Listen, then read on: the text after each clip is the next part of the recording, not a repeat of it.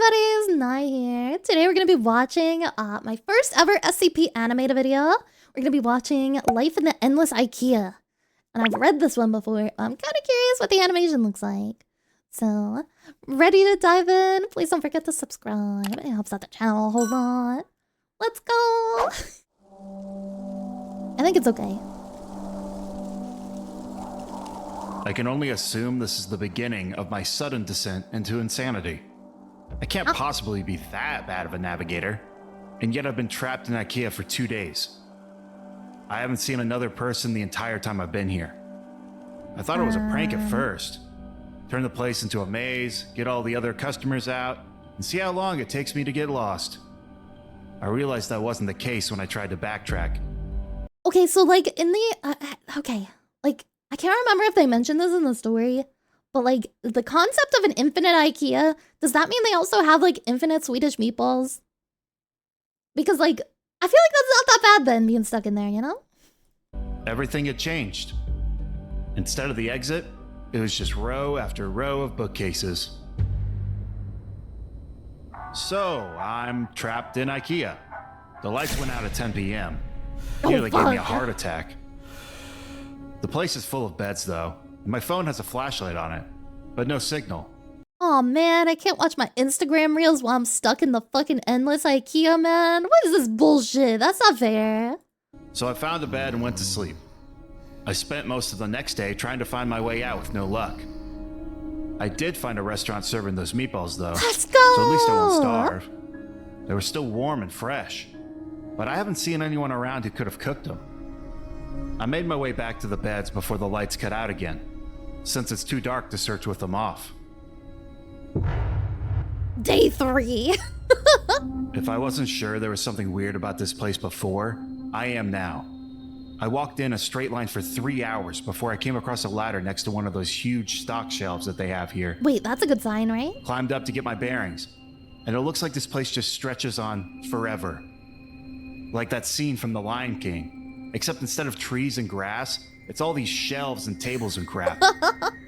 I did see a person moving not too far away though, so I headed over. I thought it was a staff member at first. He was wearing the uniform. And maybe it was. Maybe freakish 7-foot-tall monsters with long arms, short legs, and no faces are just the kinds of employees they want at Super IKEA. Dude, I like the narrator's sense of humor though. That's so scary. I've assumed that would be the ideal worker, to be honest. At least we know it's not Nye. What, because I'm short? Okay, man. Completely ignored me though. And with no eyes or ears, I can't even be sure it knew I was there. I thought about shoving it or something to get its attention, but its hands were big enough to crush a watermelon. Oh my god. So I decided against it.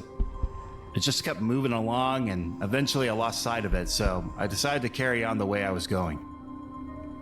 Anyway, no comfy bed for me tonight. No! Looks like I've entered the hard and pointy table section of the store. Guess I'll have to make do with some bunched up tablecloths. My phone battery died during the day too. No! Didn't work anyways, but I still feel like I've lost some vital lifeline. Wait, but don't they have like, they've gotta have like some kind of charging station in there. I feel like IKEA's too big to not have that, you know? Day 6, goddamn! I finally found some other people. Last night, 2 of those staff things came at me in the dark. Different from the first one I saw, but still messed up. I heard them coming. What they the were saying frick? that the store was closed and I had to leave the building. All nice and polite. We are closing soon. Please start to make your way towards the exit. What exit? There is no exit. There is no exit. I'm not sure which part of that was weirder. That they don't have mouths, or that they were apparently trying to kill me while they were saying it. I saw it when I cleared another stand of those giant stock shelves, all lit up with torches and floodlights. They built a whole town down here. Got a massive wall built out of shelves and beds and tables and whatever else. I swear, it was the most beautiful thing I've ever seen. Anyway, I guess they saw me coming, or maybe they heard my bellows of fear, because they had a gate open and 2 people were waving me in. I heard the staff thing slam into the gate behind me after it closed, still politely informing us to please exit the building. Eventually, they lost interest and just wandered away. They call the town Exchange because that's what's on the sign hanging from the ceiling directly above it. Exchange and returns. It's all lit up against the night using lights they found and plugged into the power lines. And there are beds and food and people. Over 50 wonderful people. Epic. With regular-sized limbs and a full set of facial features. So they also got trapped then. I've been trapped here for 2 weeks now. Most of the people I asked said they stopped keeping track a long time ago. And one guy said he's been in here for years. Huh? There are rumors of people who do manage to get out. And of people who see the exit only to have it vanish before their very eyes. Dude, what the fuck was that? I went out scavenging for food at a nearby shop with Sandra and Jerry today. Once you learn the landmarks of this place, it's not so hard to navigate. The overhead signs help a lot, but there are others. Not too far in the distance, a huge section of those giant stock shelves has collapsed against each other. And miles away, it looks like there's a giant wooden tower where someone might have tried to break through the roof to escape. What the heck? It's at least a few days' walk from Exchange, so nobody knows for sure. We found some food in the shop. Guess the staff restocked it during the night, which was nice of them. There was a telephone on the wall, so I figured I'd try it out. No. There was a voice on the other end, but What? they were just talking nonsense. Damn. Random words strung together with no real meaning. Didn't answer when I spoke to them anyway. Sandra says all the phones in here are the same. Sandra. The staff attacked the Exchange last night. Oh my Must have been 20 god. or 30 of them, all just asking us to leave the store calm as you like, while trying to smash the walls down with their bare hands. Apparently this happens pretty regularly, so everyone was prepared for it. We had knives from the restaurants, lawnmower blades God. made into hatchets, a fire axe. One guy, Wasim, even made a functional crossbow. Damn, good for Wasim. What the hell? He's being very, what's the word? He's utilizing his surroundings. I can't remember. He's being crafty? Fuck, I don't know what the word is. The walls have holes in them, Resourceful. which I hadn't even noticed before. But they're there specifically so Dude, we can please, stab out the Ross. staff when they attack. Took a couple of them down myself.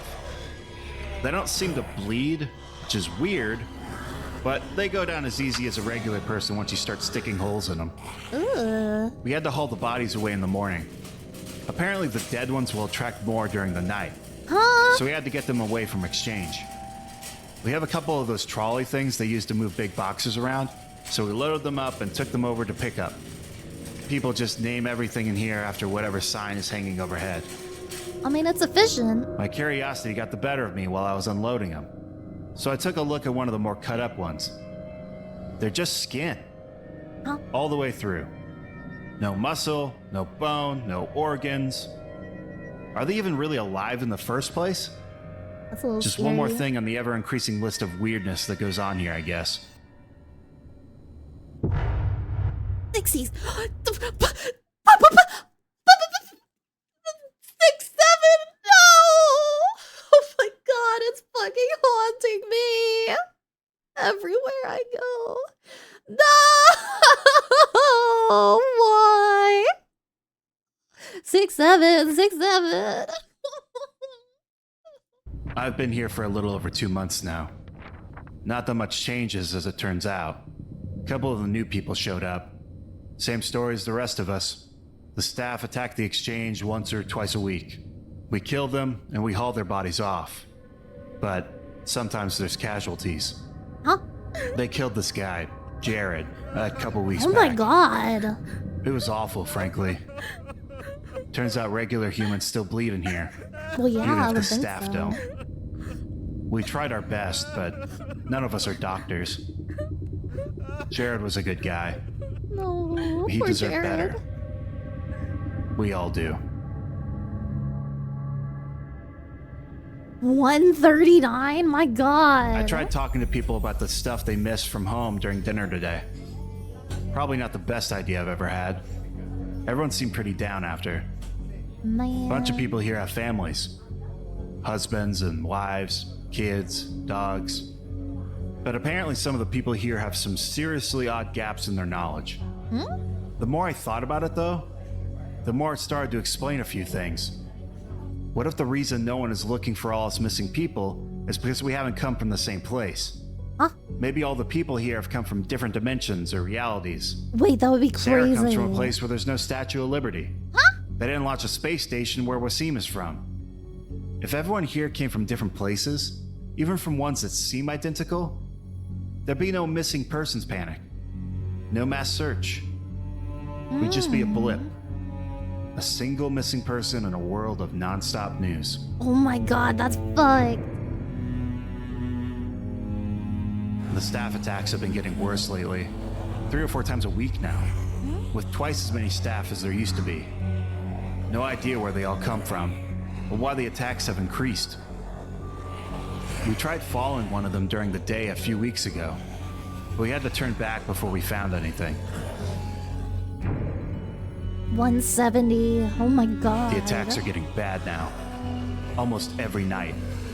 And with so many staff that the bodies almost pile high enough for the others to climb the walls. Ugh, I think we're in real trouble here. that's not good.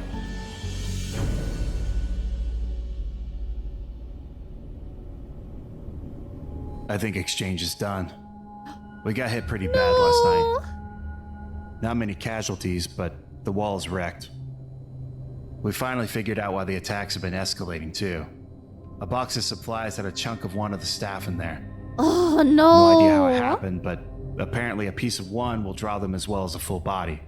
Damn. Too late now in any case. There's too many bodies for us to haul away and still have time to fix the wall before night. Candace has called a meeting. I suspect there'll be talk of abandoning exchange. Maybe try and get shelter at checkouts or something. It's already getting late though. Uh-oh. I don't think we'll have time to make it. Maybe some of us will. I was fine for the first week out in the dark after all. But then, how often can I keep getting lucky? Well, I feel like it's not as bad because if the guy, like the dudes are all drawn to the dead guy and he's still there, then like they should all still be drawn there, no? So they could just go as far away as possible and still be fine, right? I'm only writing this for a sense of closure, I guess. I hope whoever's reading this is doing so from outside this place. Really, my biggest fear is that if I do die tonight, I'll just wake up here again in the morning. Oh my god, imagine.